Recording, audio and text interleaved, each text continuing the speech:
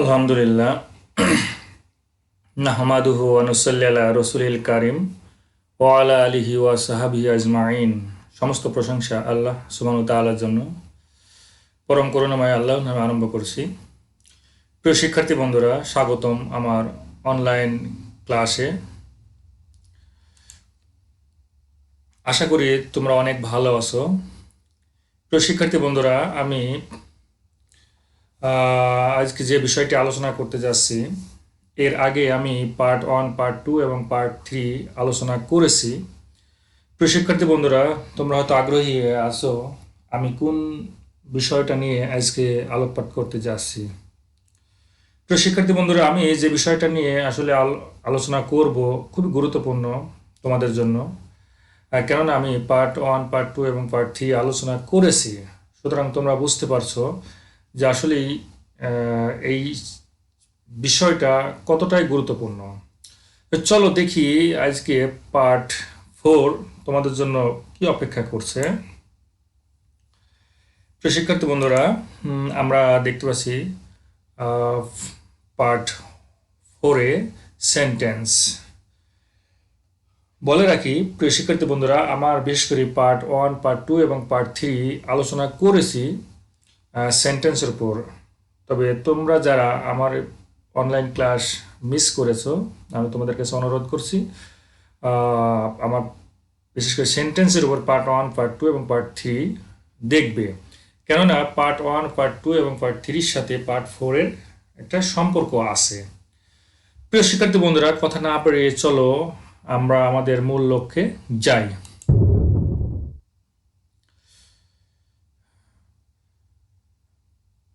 শিক্ষার্থী বন্ধুরা, আমরা দেখতে পাচ্ছি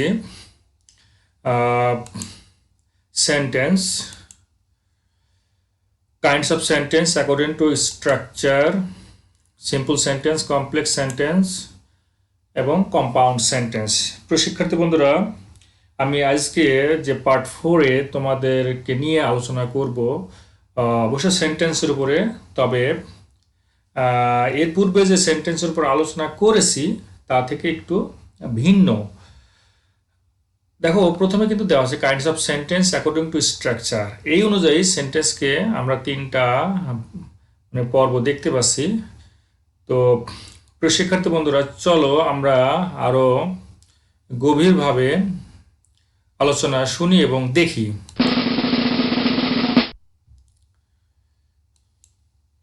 প্রিয় শিক্ষার্থী বন্ধুরা, প্রথমেই sentence, a word or a group of words which makes a complete sense is called a sentence।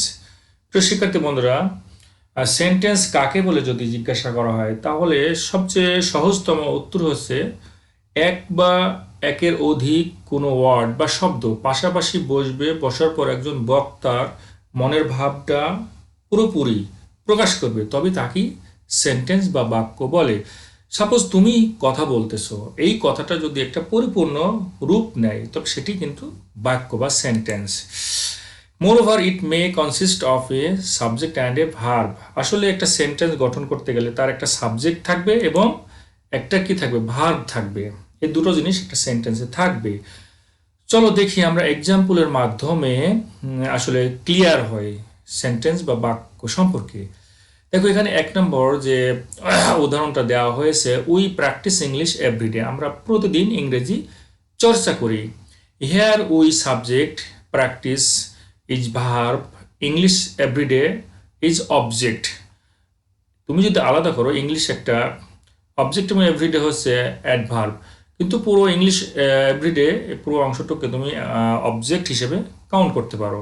তাহলে আমরা দেখতে পাচ্ছি যে একটা বাক্যের মধ্যে সাবজেক্ট উই আছে এবং প্র্যাকটিস ভার্ব আছে, এরপরে অবজেক্ট আছে। তাহলে মিলে যাচ্ছে, সাবজেক্ট থাকবে এবং একটা ভার্ব থাকবে একটা বাক্য হতে হলে বা একটা সেন্টেন্স হতে গেলে। দেখো, আরেকটি উদাহরণ কিন্তু দেওয়া আছে, দি আর্থ গোজ রাউন্ড দি সান। সূর্যের চারিদিকে পৃথিবী ঘোরে। দেখো, দি আর্থ একটা সাবজেক্ট, গোজ একটা ভার্ব, রাউন্ড দি সান একটা অবজেক্ট। সুতরাং আমরা এই স্লাইডে সবচেয়ে গুরুত্বপূর্ণ যে জিনিসটি জানলাম তা হলো, একটা সেন্টেন্স বা বাক্য হতে গেলে অবশ্যই একটা সাবজেক্ট থাকবে এবং একটা ভার্ব থাকবে। সুতরাং আমরা এই স্লাইড থেকে গুরুত্বপূর্ণ জিনিসটা জানলাম। চলো প্রিয় বন্ধুরা, পরবর্তী স্লাইড আমাদের জন্য আসলে কি অপেক্ষা করছে।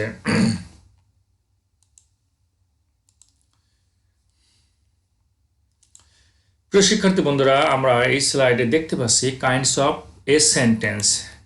একটা সেন্টেন্সের প্রকারভেদ। দেয়ার are 3 types of sentence according to their structure. আসলে গঠন প্রণালীর দিক দিয়ে সেন্টেন্সকে 3 ভাগে ভাগ করা যায়। আমি কিন্তু আমার পূর্বের স্লাইড অর্থাৎ পার্ট 1, পার্ট 2 এবং পার্ট 3 সেন্টেন্স আলোচনা করেছি। সেখানে কিন্তু অংশের দিক দিয়ে সেন্টেন্সকে আমি ভাগ করেছি এবং বিশদভাবে আলোচনা করেছি। এরপরে অর্থ অথবা কার্যবলীর দিক দিয়ে সেন্টেন্সকে কিন্তু আরও 5 ভাগে ভাগ করা যায়, এটাও আমি আলোচনা করেছি বিশদভাবে। তাই প্রিয় শিক্ষার্থী বন্ধুরা, আমি আবারও বলছি, যারা মিস করেছো তুমি সেই ক্লাসটি দেখবে, বিশেষ করে পার্ট 1, পার্ট 2 এবং পার্ট 3। তো আমরা দেখতে পাচ্ছি যে সেন্টেন্সকে স্ট্রাকচারের দিক দিয়ে 3 ভাগে ভাগ করা যায়। দেয়ার তারা হলো সিম্পল সেন্টেন্স, কমপ্লেক্স সেন্টেন্স এবং কম্পাউন্ড সেন্টেন্স।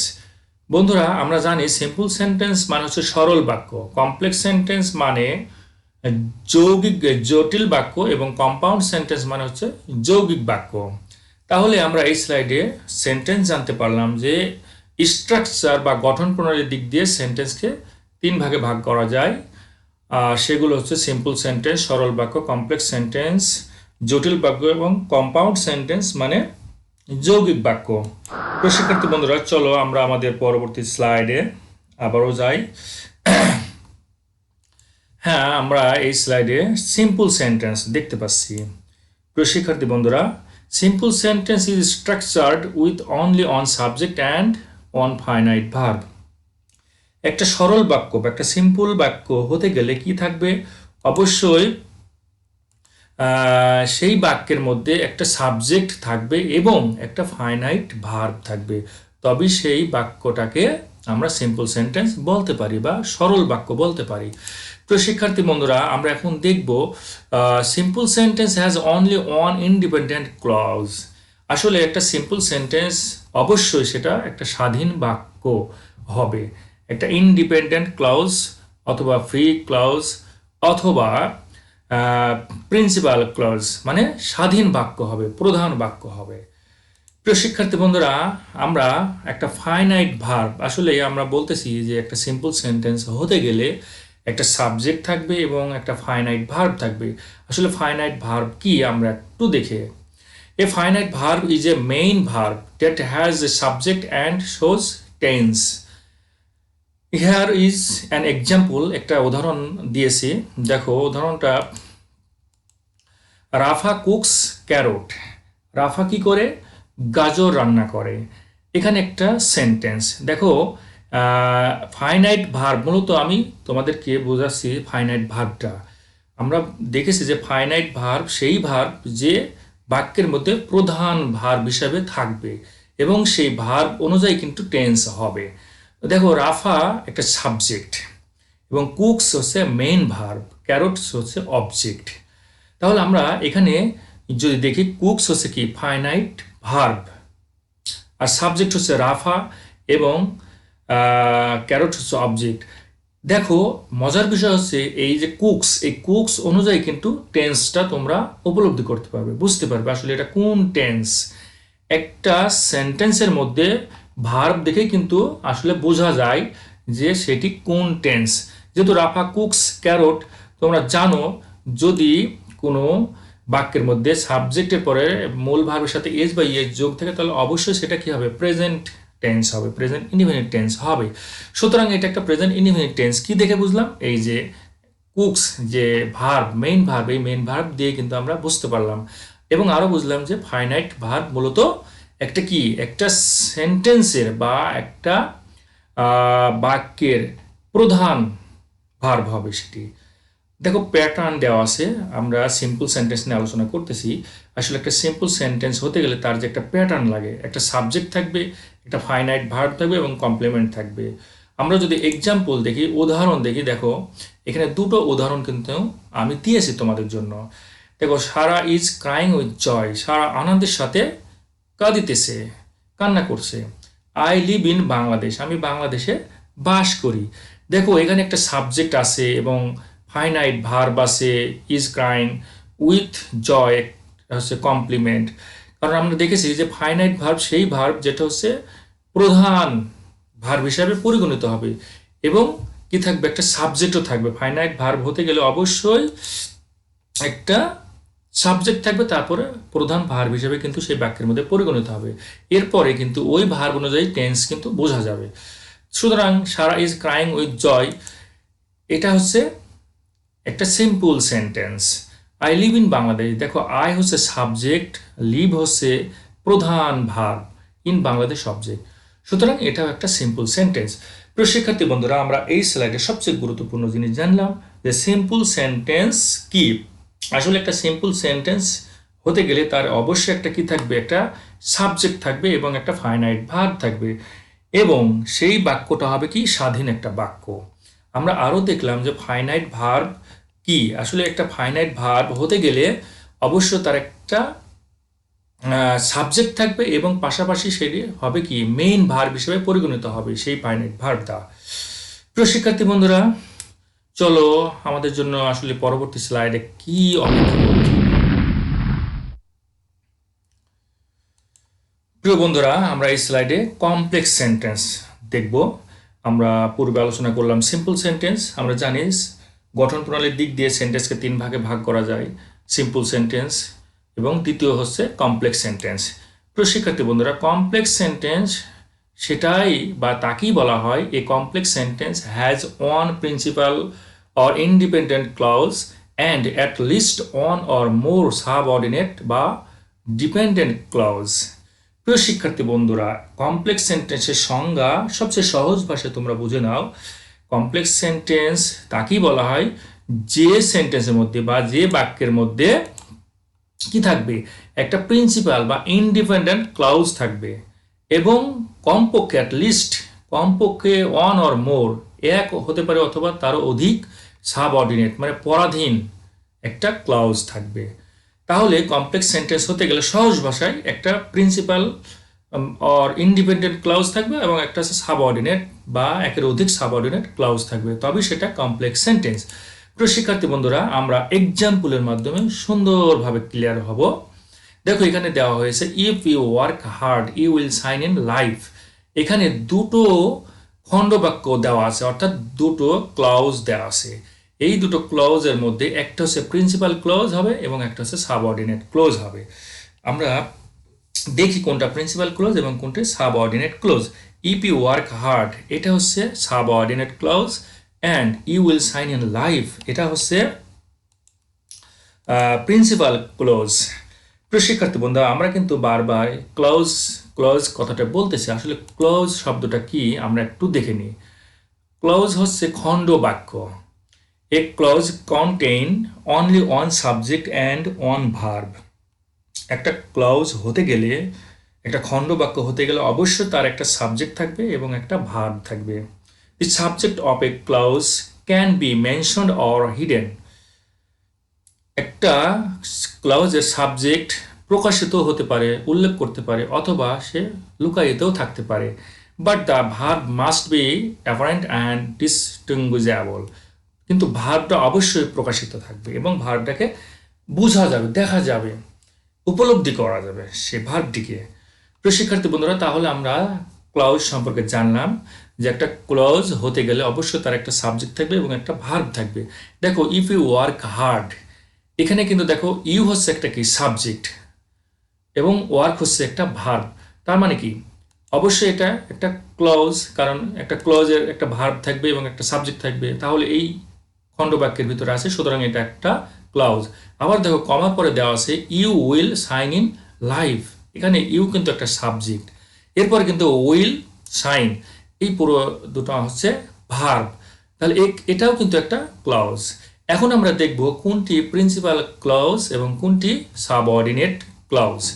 প্রিয় শিক্ষার্থী বন্ধুরা, সবচেয়ে সহজ পথ হচ্ছে, আমরা পরবর্তী স্লাইডে অবশ্যই জানবো যে কোনটি সাবঅর্ডিনেট ক্লজ হয় এবং কোনটি প্রিন্সিপাল ক্লজ হয়। তার আগে আমরা একটু দেখে নিই উদাহরণের মাধ্যমে।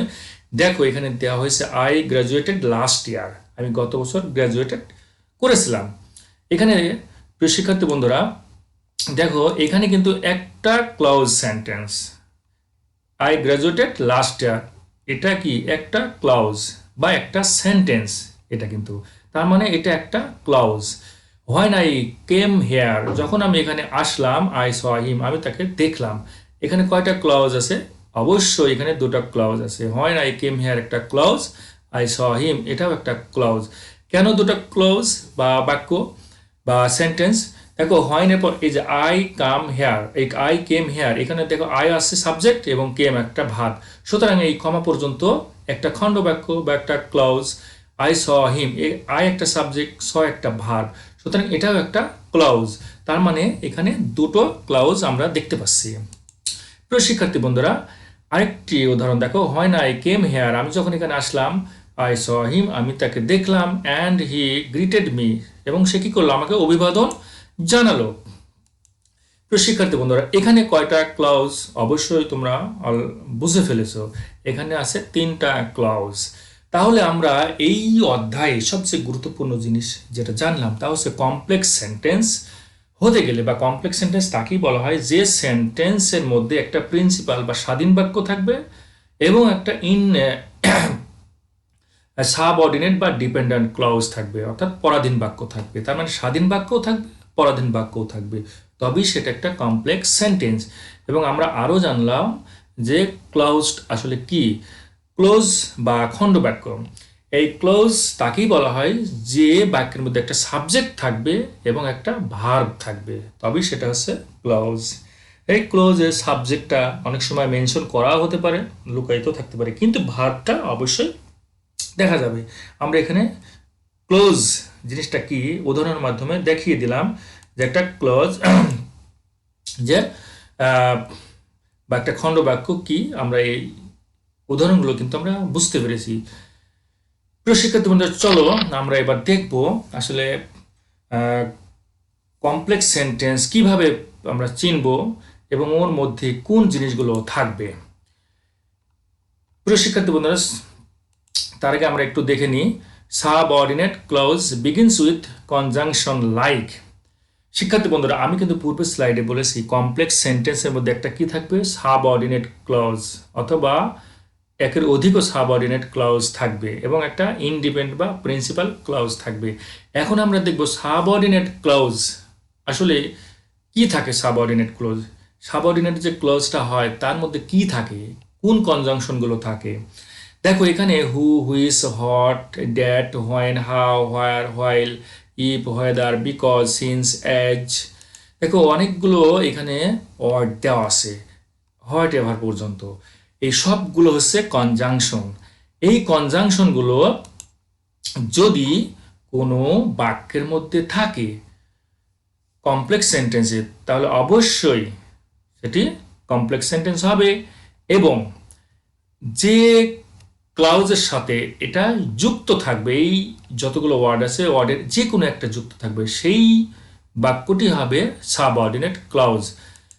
প্রিয় শিক্ষার্থী বন্ধুরা হয়তো বুঝতে পারোনি, দেখো এক্সাম্পল দেখলে তোমরা ক্লিয়ার হবে।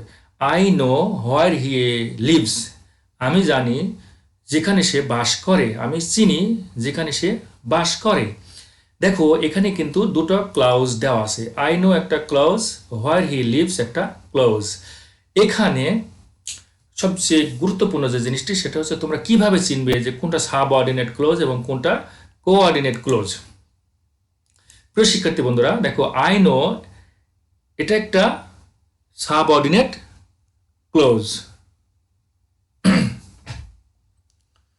এবং দেখো হোয়ার হি লিভস একটা coordinate subordinate clause. I know এটা একটা principal clause, where he lives একটা সাবঅর্ডিনেট ক্লজ। লক্ষণীয় বিষয় বা মেনশন বিষয় সেটা হচ্ছে যদি দেখো এই কনজাংশনগুলো যে কোনো একটি যে সেন্টেন্সটার সাথে যুক্ত থাকবে অর্থাৎ পূর্বে বসবে সেটি হবে সাবঅর্ডিনেট ক্লজ। দেখো হোয়ার হি লিভস, অবশ্যই হি লিভসের পূর্বে হোয়ারটা বসেছে, সুতরাং এটি একটি সাবঅর্ডিনেট ক্লজ এবং আই নো হচ্ছে প্রিন্সিপাল ক্লজ। আরেকটি জিনিস দেখো এখানে দেওয়া আছে, I do not know what his name is. আমি জানি না যে তার নাম কি। দেখো আই ডু নট নো এই পর্যন্ত একটা clause, what his name is এই পর্যন্ত একটা ক্লোজ। আমি কিন্তু বলেছি তোমাদেরকে এই ওয়ার্ডগুলোর যে কোনো একটি ওয়ার্ড যদি কোনো সেন্টেন্সের মধ্যে থাকে এবং সেই সেন্টেন্সে যদি দুটো ক্লোজ থাকে অবশ্যই সেটি কমপ্লেক্স সেন্টেন্স হবে, এবং যে ওয়ার্ডের সাথে তার ডান পাশে ক্লোজটি থাকবে সেই ক্লোজটি হবে সাবঅর্ডিনেট বা ডিপেন্ডেন্ট ক্লোজ। দেখো হটের পরে হিজ নেম ইজ পর্যন্ত দেওয়া আছে, তার মানে এই যে ইজ থেকে শুরু করে হট পর্যন্ত এই অংশটুকু হচ্ছে সাবঅর্ডিনেট বা ডিপেন্ডেন্ট ক্লজ, আর আই ডু নট নো এটা হচ্ছে প্রিন্সিপাল বা ইনডিপেন্ডেন্ট ক্লজ। একইভাবে দেখো while there is life there is hope, যেখানেই জীবন আছে সেখানেই কিন্তু আশা আছে। প্রিয় শিক্ষার্থী বন্ধুরা দেখো হোয়াইলের সাথে কিন্তু দেয়ার ইজ লাইফ আছে, তার মানে দেয়ার ইজ লাইফের পূর্বে হোয়াইল আছে, আর হোয়াইলটা দেখো এই কনজাংশনগুলোর মধ্যে একটা আছে। সুতরাং কনজাংশনগুলোর মধ্যে যেহেতু এই একটা কনজাংশন এর মধ্যে আছে এই সেন্টেন্সে, সুতরাং এটা একটা কমপ্লেক্স সেন্টেন্স। পাশাপাশি হোয়াইলের পরে এই অংশটুকু পরিমাণ একটা সাবঅর্ডিনেট বা ডিপেন্ডেন্ট অথবা পরাধীন একটা খণ্ডবাক্য। আর দেয়ার ইজ হোপ, এখানে দেখো দেয়ার একটা সাবজেক্ট, ইজ একটা ভার্ব, সুতরাং এই অংশটুকু হচ্ছে প্রিন্সিপাল বা ইন্ডিপেন্ডেন্ট ক্লজ। একইভাবে we it so that we can survive, তোমরা হয়তো বুঝতে পেরেছো, সো দ্যাটের পরের অংশটুকু হচ্ছে সাবঅর্ডিনেট ক্লজ, উই ইট হচ্ছে প্রিন্সিপাল ক্লজ। প্রিয় শিক্ষার্থী বন্ধুরা তাহলে আমরা এই অধ্যায়ের সবচেয়ে গুরুত্বপূর্ণ জিনিস জানলাম যে সাবঅর্ডিনেট কনজাংশন কোনগুলো। দেখো এইগুলো সাবঅর্ডিনেট কনজাংশন, এইগুলি হচ্ছে সাবঅর্ডিনেট কনজাংশন। এই ওয়ার্ডের যে কোনো একটি ওয়ার্ড যদি থাকে কোনো বাক্যের মধ্যে, তাহলে সেই বাক্যে যদি দুটো ক্লাউজ থাকে তাহলে অবশ্যই এটি একটি কমপ্লেক্স সেন্টেন্স হবে। এবং আরও জানলাম যে সাবঅর্ডিনেট ক্লোজ আসলে কি বা কোথায় বসে, কিভাবে চিনব। আমরা দেখলাম যে এই কনজাংশনগুলো যে কোনো একটি কনজাংশন যদি বসে এবং তার ডান সাইডে যে অংশটুকু থাকবে, যে বাক্যটি থাকবে সেটি হচ্ছে সাবঅর্ডিনেট ক্লোজ এবং বাদবাকি অংশটুকু হচ্ছে প্রিন্সিপাল বা ইন্ডিপেন্ডেন্ট ক্লোজ। চলো আমরা নেক্সট স্লাইডে যাই। প্রিয় শিক্ষার্থী বন্ধুরা আমরা এই স্লাইডে সবচেয়ে গুরুত্বপূর্ণ যে জিনিসটি জানবো সেটি হচ্ছে কম্পাউন্ড সেন্টেন্স, যৌগিক বাক্য। A compound sentence has at least two independent clause or sentence, the independent clause joined by a comma and a coordinate conjunction. প্রিয় শিক্ষার্থী বন্ধুরা কম্পাউন্ড সেন্টেন্স তাকেই বলা হয় যে সেন্টেন্সের মধ্যে কি থাকবে, অ্যাটলিস্ট কমপক্ষে টু ইন্ডিপেন্ডেন্ট, কমপক্ষে দুটো স্বাধীন বাক্য থাকবে, অথবা তিনটাও থাকতে পারে, তবে সেগুলো কি হবে ইন্ডিপেন্ডেন্ট বা প্রিন্সিপাল ক্লজ হবে, স্বাধীন বাক্য হবে, এর ভিতরে কোনো পরাধীন বাক্য থাকবে না।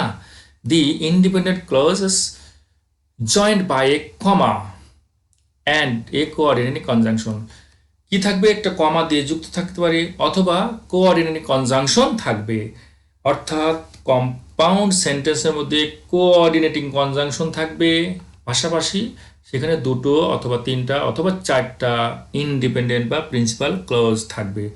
প্রিয় শিক্ষার্থী বন্ধুরা আমরা এখন দেখব কোঅর্ডিনেটিং কনজাংশন কোনগুলো। এখানে দেখো অনেকগুলো ওয়ার্ড আমি দিয়েছি তোমাদের চেনার জন্য, বোঝার জন্য। অ্যান্ড, বাট, অর, ফর, নর থেকে শুরু করে দেখো এখানে কন্ট্রারি পর্যন্ত অনেকগুলো ওয়ার্ড দেওয়া হয়েছে। এইগুলো পুরো সবগুলো হচ্ছে কি কোঅর্ডিনেটিং কনজাংশন। আর এই কোঅর্ডিনেটিং কনজাংশনের যে কোনো একটা ওয়ার্ড যে সেন্টেন্সের মধ্যে থাকবে সেই সেন্টেন্সটি কি হবে, কম্পাউন্ড সেন্টেন্স হবে। এবং এই কোঅর্ডিনেটিং কনজাংশন দ্বারাই দেখবা দুটো স্বাধীন বাক্যকে কি করবে, যুক্ত করবে, অর্থাৎ যোগ করে রাখবে। প্রিয় শিক্ষার্থী বন্ধুরা আমরা এক্সাম্পলের মাধ্যমে পরিষ্কার হব। দেখো রেসপেক্ট আদার্স, অপরকে শ্রদ্ধা করো, and others will respect you, অন্যরাও তোমাকে শ্রদ্ধা করবে। দেখো অ্যান্ড, এই অ্যান্ডটা কির ভেতরে আছে, দেখো এই যে কোঅর্ডিনেটিং কনজাংশনের মধ্যে অ্যান্ড এই শব্দটি প্রথমেই কিন্তু দেওয়া আছে। সুতরাং যেহেতু এটা কোঅর্ডিনেটিং কনজাংশন আর এই সেন্টেন্সের মধ্যে আছে, সুতরাং এই সেন্টেন্সটি পুরোটি হচ্ছে কম্পাউন্ড সেন্টেন্স। পাশাপাশি রেসপেক্ট আদার্স, এই অংশটুকু হচ্ছে একটা প্রিন্সিপাল বা ইন্ডিপেন্ডেন্ট ক্লজ, এবং আদার উইল রেসপেক্ট ইউ, এটাও একটা প্রিন্সিপাল অথবা ইন্ডিপেন্ডেন্ট ক্লজ।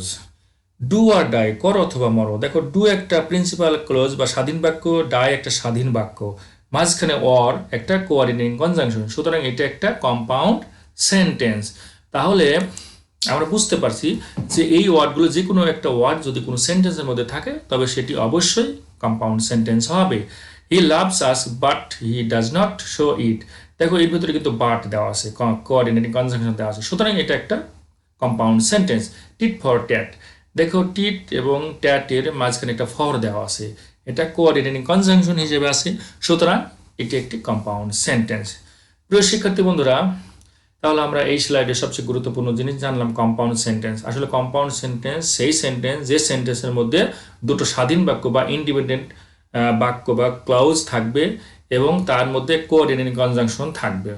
আর আমরা দেখলাম আরও যে কোঅর্ডিনেটিং কনজাংশন কোনগুলো, এই সবগুলো হচ্ছে কোঅর্ডিনেটিং কনজাংশন। চলো আমরা আমাদের পরবর্তী স্লাইড দেখি। প্রিয় শিক্ষার্থী বন্ধুরা, অ্যাট এ গ্লান্স আমরা এক নজরে দেখে নিব আমরা এতক্ষণ যা আলোচনা করেছি, যা শিখলাম। কাইন্ডস অফ সেন্টেন্স আমরা দেখেছি যে actually there are 3 types of sentence according to their structure. গঠন প্রণালীর দিক দিয়ে সেন্টেন্সকে 3 ভাগে ভাগ করা হয়েছে: সিম্পল সেন্টেন্স, কমপ্লেক্স সেন্টেন্স এবং কম্পাউন্ড সেন্টেন্স। আমরা সিম্পল সেন্টেন্স দেখেছি যে সেন্টেন্সের মধ্যে অবশ্যই একটা বাক্য থাকবে, সাবজেক্ট থাকবে এবং একটা ফাইনাইট ভার্ব থাকবে, সেটা হচ্ছে সিম্পল সেন্টেন্স। যেমন example, I live in Bangladesh. Complex sentence সেই সেন্টেন্স যে সেন্টেন্সের মধ্যে একটা প্রিন্সিপাল বা ইন্ডিপেন্ডেন্ট ক্লজ থাকবে এবং একটা ডিপেন্ডেন্ট বা সাবঅর্ডিনেট ক্লজ থাকবে। তার মানে একটা স্বাধীন বাক্য থাকবে এবং একটা পরাধীন বাক্য থাকবে। এই দুটো বাক্য যদি থাকে, খণ্ড বাক্য থাকে, তবে সেটি হচ্ছে কমপ্লেক্স সেন্টেন্স। এবং সহজ চেনার উপায় যে ওই বাক্যের মধ্যে অনেকগুলো কনজাংশন থাকবে, সাবঅর্ডিনেট কনজাংশন থাকবে। প্রিয় শিক্ষার্থী বন্ধুরা, আমরা আরও দেখেছি সে কম্পাউন্ড সেন্টেন্স, এবং কম্পাউন্ড সেন্টেন্স হতে গেলে at least 2 independent clause or sentence হতে হবে, অর্থাৎ দুটো বাক্যই স্বাধীন বা প্রিন্সিপাল ক্লজ হবে।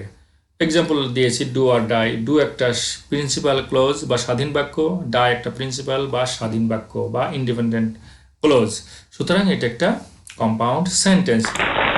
বন্ধুরা, হয়তো গুটি গুটি পাই আমরা শেষের দিকে চলে এসেছি। বরাবরের মতো আমি তোমাদের জন্য ব্রেন টেস্টের ব্যবস্থা করে থাকি। আজও তোমাদের জন্য ব্রেন টেস্টের আমি ব্যবস্থা করেছি। প্রিয় শিক্ষার্থী বন্ধুরা, প্রথম যে ব্রেন টেস্ট তোমাদের জন্য, অ্যাকর্ডিং টু স্ট্রাকচার, গঠন প্রণালীর দিক দিয়ে সেন্টেন্সকে কয় ভাগে ভাগ করা যায়। প্রিয় শিক্ষার্থী বন্ধুরা, 3টা অপশন এখানে দেওয়া আছে, 2 টাইপস, 3 টাইপস অ্যান্ড 5 টাইপস। প্রিয় শিক্ষার্থী বন্ধুরা, সঠিক উত্তর যারা অলরেডি করে ফেলেছো, এতক্ষণ মনোযোগ সহকারে যারা আমার ক্লাসটি দেখেছো, তারা হয়তো বুঝে ফেলেছো 3 টাইপস। গঠন প্রণালীর দিক দিয়ে সেন্টেন্সকে 3 ভাগে ভাগ করা যায়। অ্যাকর্ডিং টু পার্টস, অংশের দিক দিয়ে সেন্টেন্সকে কয় ভাগে ভাগ করা যায়। দেখো 3টা অপশন দেওয়া আছে, সঠিক উত্তর হচ্ছে 2 টাইপস, 2 প্রকার, অর্থাৎ সাবজেক্ট এবং predicate. According to meaning or function, function বা মিনিং এর দিক দিয়ে সেন্টেন্সকে কয় ভাগে ভাগ করা যায়। এখানে 2 টাইপস, 3 টাইপস এবং 5 টাইপস 3টা অপশন দেওয়া আছে। সঠিক উত্তর হচ্ছে 5 টাইপস, অর্থাৎ 5 ভাগে ভাগ করা যায়। আমরা সেই 5 ভাগ আলোচনাও করেছি: assertive sentence, interrogative sentence, imperative sentence, optative sentence এবং এক্সক্লেমেটরি সেন্টেন্স। প্রিয় শিক্ষার্থী বন্ধুরা, next brain test for you. When I came here I saw him, আসলে এটি কোন sentence? Simple sentence, complex sentence না কম্পাউন্ড সেন্টেন্স? প্রিয় শিক্ষার্থী বন্ধুরা, সঠিক উত্তর হচ্ছে কমপ্লেক্স সেন্টেন্স। কেন এখানে হোয়েন দেওয়া আছে? প্রথমত আমরা দেখেছি যে হোয়েন সাবঅর্ডিনেট কনজাংশনের মধ্যে আছে, আর আমরা জানি যে সাবঅর্ডিনেট কনজাংশনের যে কোনো একটা ওয়ার্ড যদি কোনো বাক্যের মধ্যে থাকে তবে সেটি কি হবে?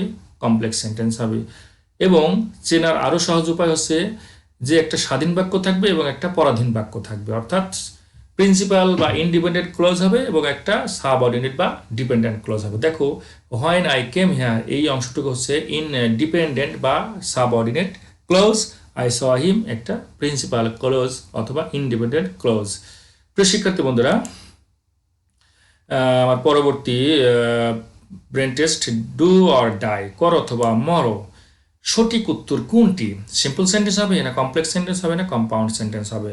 প্রিয় শিক্ষার্থী বন্ধুরা, অবশ্যই এটি কম্পাউন্ড সেন্টেন্স। কম্পাউন্ড সেন্টেন্সের সহজ পথ হচ্ছে, দেখো এই যে ওয়ার একটা কোঅর্ডিনেটিং কনজাংশন দেওয়া আছে, এরপরে আরো সহজ উপায় হচ্ছে যে দুটো বাক্যই হচ্ছে স্বাধীন বা ইন্ডিপেন্ডেন্ট, অর্থাৎ ডু একটা ইন্ডিপেন্ডেন্ট বা প্রিন্সিপাল ক্লোজ, ডাইও একটা ইন্ডিপেন্ডেন্ট বা প্রিন্সিপাল ক্লোজ। প্রিয় শিক্ষার্থী বন্ধুরা, প্রায় শেষ। এতক্ষণ যারা আমার চ্যানেলটি বা অনলাইন ক্লাস দেখেছো তোমাদের অসংখ্য ধন্যবাদ।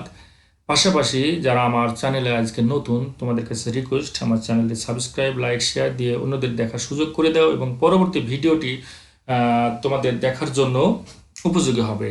প্রিয় শিক্ষার্থী বন্ধুরা, no more today, so today lecture is here, best of lakh.